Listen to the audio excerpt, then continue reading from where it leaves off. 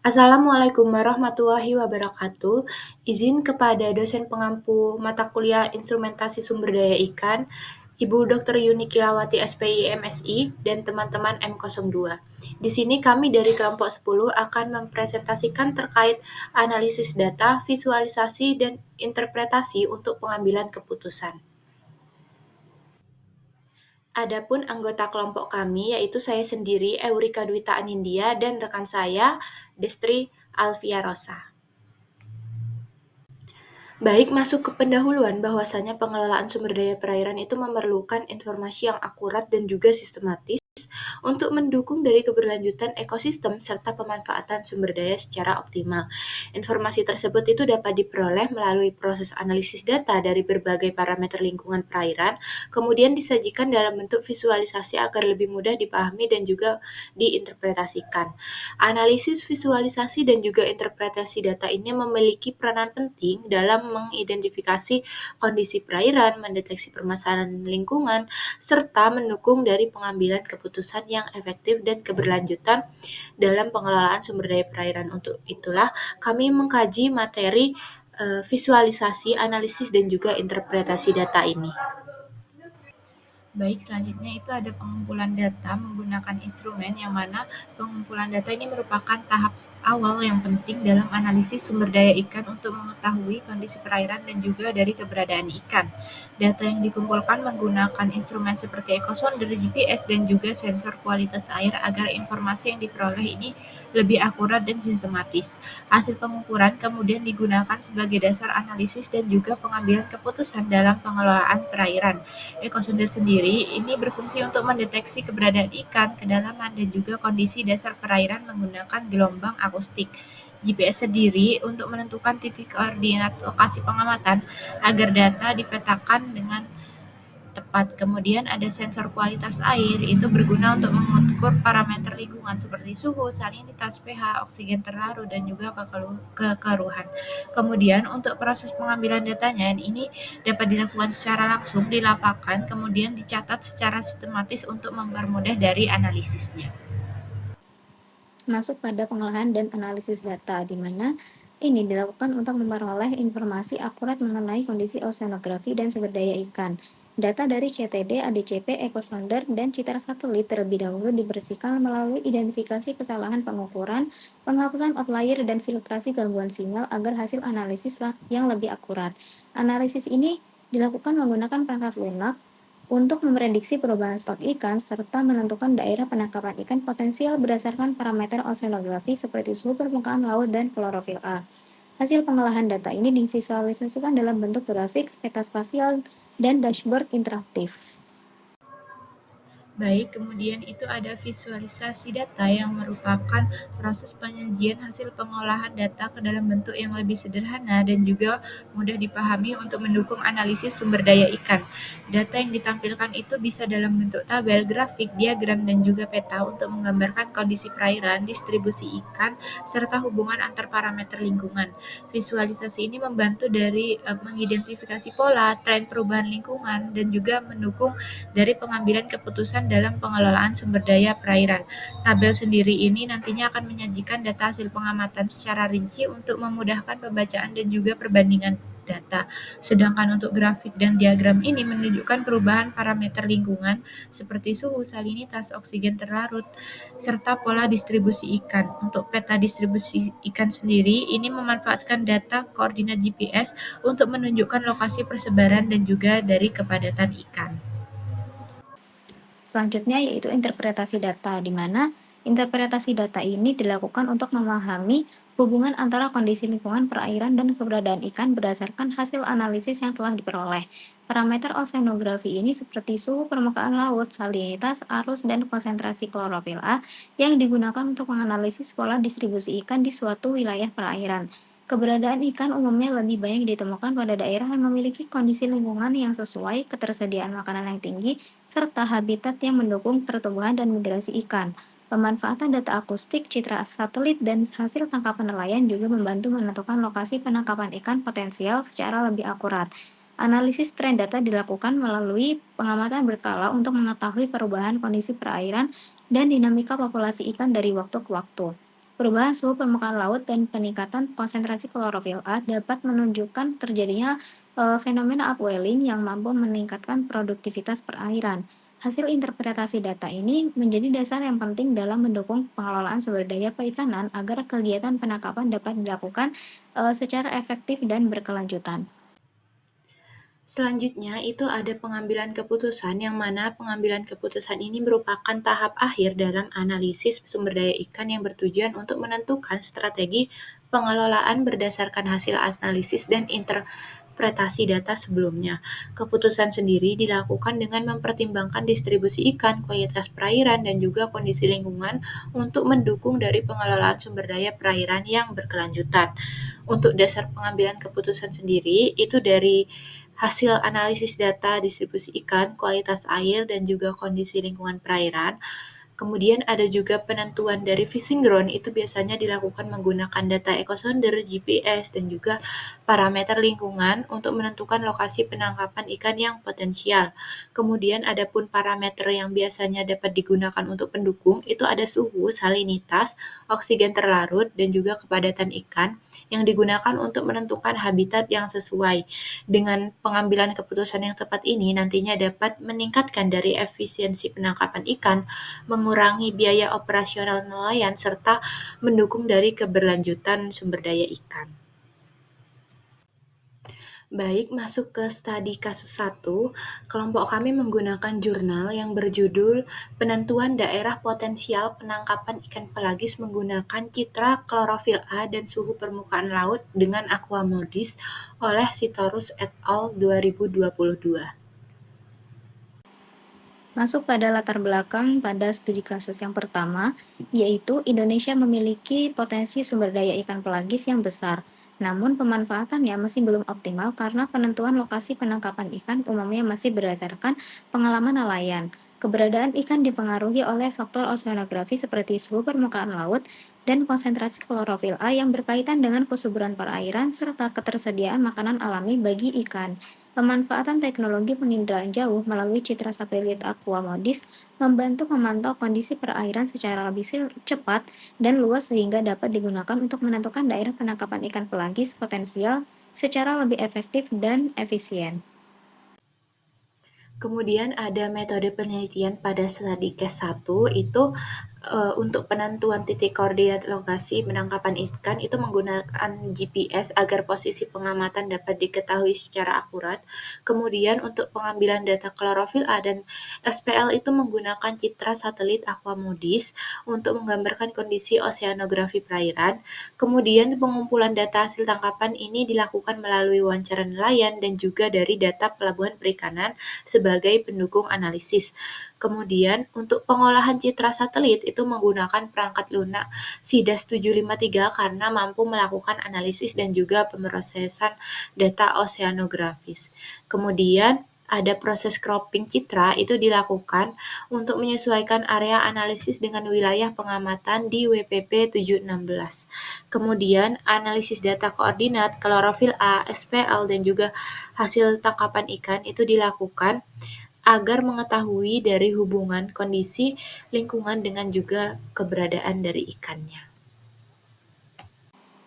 Masuk pada hasil pembahasan yang pertama yaitu hasil tangkapan ikan, di mana dari tabel yang tertera menunjukkan bahwa hasil tangkapan yang terendah terjadi pada minggu pertama di bulan September dengan jumlah 2.150 kg. Jumlah tangkapan yang ini kemudian mengalami peningkatan pada beberapa periode berikutnya hingga mencapai hasil yang tertinggi pada minggu pertama di bulan November sebesar 5.050 kg. Yang kedua yaitu sebaran klorofil A, di mana dari tabel yang tertera menunjukkan bahwa nilai klorofil A yang terendah ini ditemukan pada minggu ketiga di bulan Oktober sebesar 0,07 mg per liter kubik. Sedangkan nilai tertingginya terdapat pada minggu ketiga di bulan September sebesar 0,85 mg per liter kubik. Nah, secara umum konsentrasi klorofil A ini mengalami perubahan pada setiap bulan dengan kisaran nilai pada bulan September sebesar 0,042 sampai 0,096 mg per liter kubik. Pada bulan Oktober sebesar 0,07 sampai 0,13 mg per liter kubik dan yang terakhir pada bulan November yaitu 0,13 sampai 0,15 mg per liter kubik. Variasi ini menunjukkan perbedaan tingkat kesuburan perairan di setiap lokasi dan waktu pengamatan. Yang ketiga yaitu suhu permukaan laut, di mana dari tabel ini menunjukkan bahwa suhu permukaan laut yang terendah sebesar 29,64 derajat Celcius pada minggu pertama di bulan September. Untuk suhu tertinggi terjadi pada bulan Oktober di minggu kedua yaitu 33,05 derajat Celcius. Kisaran suhu permukaan laut pada bulan September yaitu 29,64 sampai 31,41 derajat Celcius, kemudian meningkat pada bulan Oktober menjadi 31,48 sampai 33,05 derajat Celcius dan kembali menurun pada bulan November sebesar 30,94 sampai 31,19 derajat Celcius. Perubahan suhu permukaan laut ini menunjukkan adanya dinamika kondisi perairan yang mempengaruhi keberadaan ikan pelagis di daerah penangkapan. Yang keempat yaitu hubungan klorofil A dan suhu permukaan laut terhadap hasil tangkapan. Dari grafik hubungan klorofil A dengan hasil tangkapan ini diperoleh yaitu hubungan korelasi yang positif, di mana peningkatan konsentrasi klorofil A ini diikuti oleh meningkatnya hasil tangkapan ikan. Perairan dengan kandungan klorofil A yang tinggi memiliki tingkat kesuburan dan ketersediaan makanan yang lebih baik sehingga hasil tangkapan ikan pelagis meningkat hingga sekitar 5,05 ton. Yang terakhir yaitu hubungan hasil tangkapan ikan dan suhu permukaan laut. Dari grafik hubungan ini menunjukkan bahwa perubahan suhu permukaan laut mempengaruhi jumlah hasil tangkapan ikan. Hasil tangkapan ini cenderung meningkat pada kisaran suhu 31 sampai 33 derajat Celcius dengan suhu tertingginya mencapai 33,05 derajat Celcius. Setelah mengalami penurunan hingga sekitar 30,94 derajat Celcius, hasil tangkapannya masih tergolong tinggi, namun pola grafik menunjukkan bahwa kisaran suhu yang tertentu lebih mendukung keberadaan ikan pelagis di daerah penangkapan. Baik, masuk ke kesimpulan studi case pertama yang mana dari hasil analisis menggunakan citra satelit Aquamodis ini dapat diketahui daerah penangkapan ikan pelagis yang potensial hingga hasil tangkapan itu mencapai 5.050 kg, yang mana daerah tersebut ini memiliki konsentrasi klorofil A sebesar 0,15 mg per liter dan juga suhu permukaan lautnya itu 31,19 derajat Celcius. Nilai dari klorofil A dan SPL ini menunjukkan korelasi positif terhadap dari hasil tangkapan ikan, di mana peningkatan kedua parameter tersebut ini cenderung menghasilkan jumlah tangkapan ikan yang lebih tinggi. Baik, selanjutnya itu studi case 2 yang mana kelompok kami menggunakan jurnal yang berjudul Analisis Zona Potensi Penangkapan Ikan berdasarkan citra satelit Suomi NPP First Studi Kasus di Laut Arafura oleh Purwanto dan Ramadhani 2020. Baik, masuk pada latar belakang pada studi kasus kedua, yaitu Indonesia memiliki potensi sumber daya perikanan yang besar, terutama di Laut Arafura, yang kaya akan ikan pelagis, demersal, udang, dan cumi-cumi. Kondisi oseanografis seperti arus laut, musim, dan suhu permukaan laut mempengaruhi kepersebaran ikan di wilayah tersebut. Penentuan daerah penangkapan ikan yang masih dilakukan secara tradisional sering menyebabkan hasil tangkapan yang kurang optimal sehingga diperlukan pemanfaatan teknologi penginderaan jauh dan sistem informasi geografis. Suhu permukaan laut ini menjadi parameter yang penting karena berkaitan dengan keberadaan dan persebaran ikan. Nah, dari data suhu permukaan laut dimanfaatkan untuk membuat peta zona potensi penangkapan ikan atau ZPPI untuk membantu menentukan lokasi penangkapan ikan yang lebih efektif di Laut Arafura.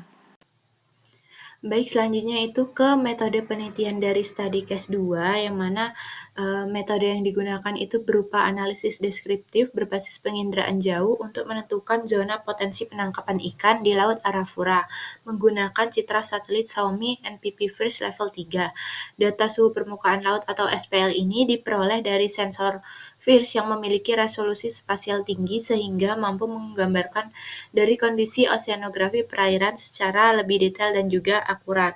Untuk lokasi pengamatannya sendiri itu dilakukan menggunakan GPS agar tempatnya itu lebih akurat dan rinci, kemudian data citra yang direkam itu dilakukan selama tanggal 1 hingga 31 Agustus 2018. Kemudian data yang diperoleh itu dari Pusat Teknologi dan juga Data Penginderaan Jauh 8. Kemudian sensor FIRS-nya itu digunakan untuk mendeteksi dari suhu permukaan lautnya.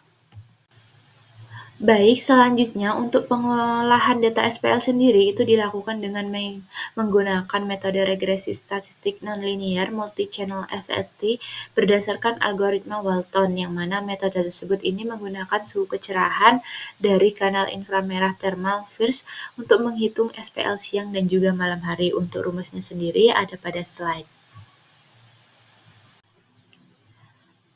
Selanjutnya, untuk identifikasi thermal front itu dilakukan menggunakan metode single image edge detection berdasarkan dari perbedaan gradien suhu sebesar 0,5 derajat Celcius.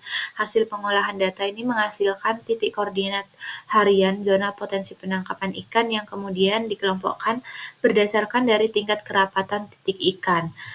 Untuk thermal front ini menunjukkan pertemuan dua massa air dengan suhu yang berbeda, dan juga untuk daerah thermal front ini biasanya kaya unsur hara dan menjadi lokasi berkumpulnya ikan. Kemudian untuk zona penangkapannya itu dibagi menjadi zona 1, zona 2, dan juga zona 3. Kemudian dari 31 hari pengamatan itu hanya 12 hari yang menghasilkan informasi ZPPI karena tutupan awal dan juga dari keterbatasan data dari satelit. Masuk pada hasil pembahasan di mana dari peta ini menunjukkan bahwa distribusi suhu permukaan laut di Laut Arafura pada tanggal 2 Agustus 2018 berada pada kisaran 26 sampai 31 derajat Celcius. Wilayah bagian utara ini didominasi suhu yang lebih rendah yang ditunjukkan pada warna hijau hingga kuning.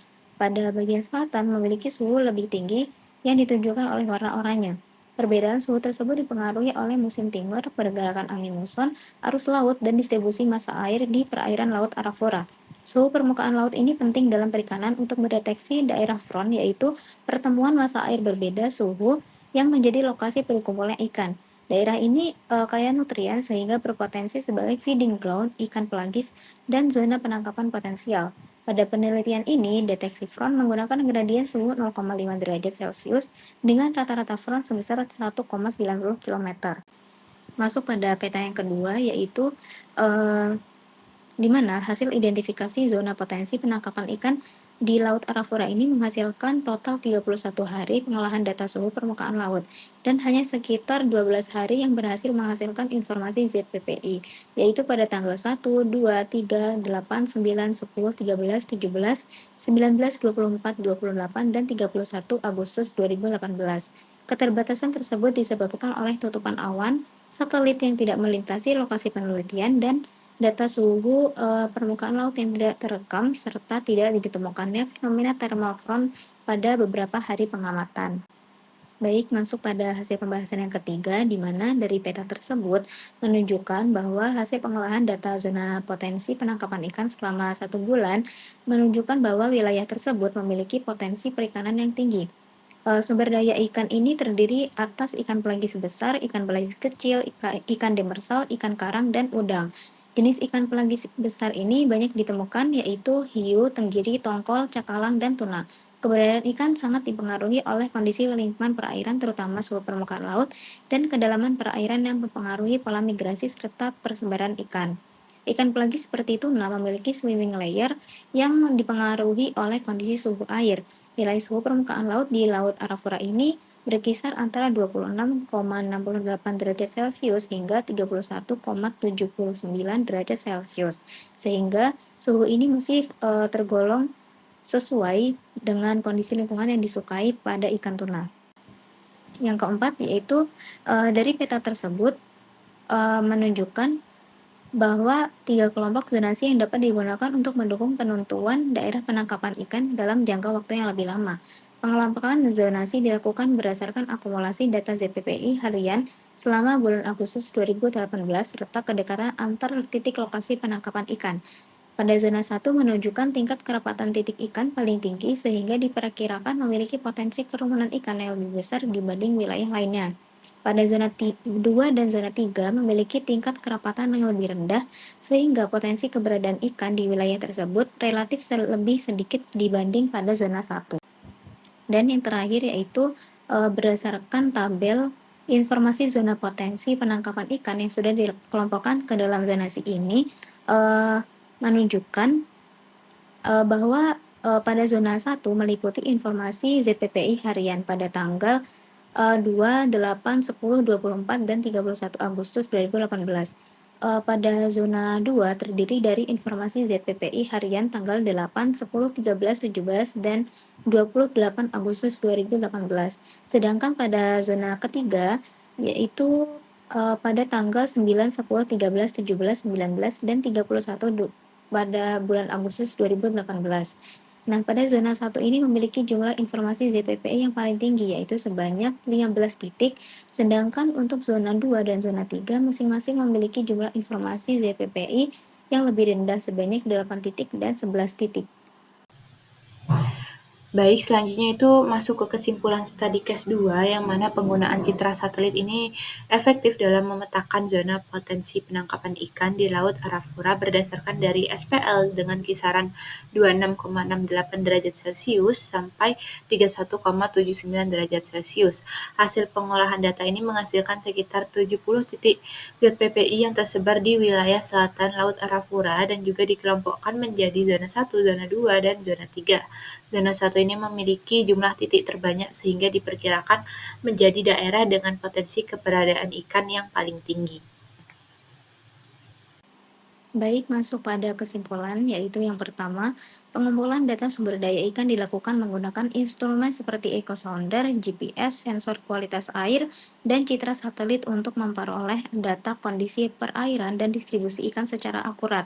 Yang kedua, pengolahan serta visualisasi data dilakukan melalui grafik, tabel, dan peta spasial agar informasi lebih mudah dianalisis dan dipahami. Yang ketiga, distribusi ikan dipengaruhi oleh faktor lingkungan, terutama suhu permukaan laut, dan konsentrasi klorofil A yang berkaitan dengan kesuburan perairan. Yang keempat, hasil analisis data digunakan untuk menentukan fishing ground serta mendukung pengelolaan sumber daya ikan yang efektif dan berkelanjutan. Baik, ini merupakan sumber referensi yang kami gunakan untuk membuat dari PowerPoint ini. Mungkin jika teman-teman ingin mengetahui lebih lanjut bisa mengakses dari sumber referensi yang kami gunakan ini. Baik, mungkin sekian presentasi dari kelompok 10. Kurang lebihnya mohon dimaafkan. Wassalamualaikum warahmatullahi wabarakatuh.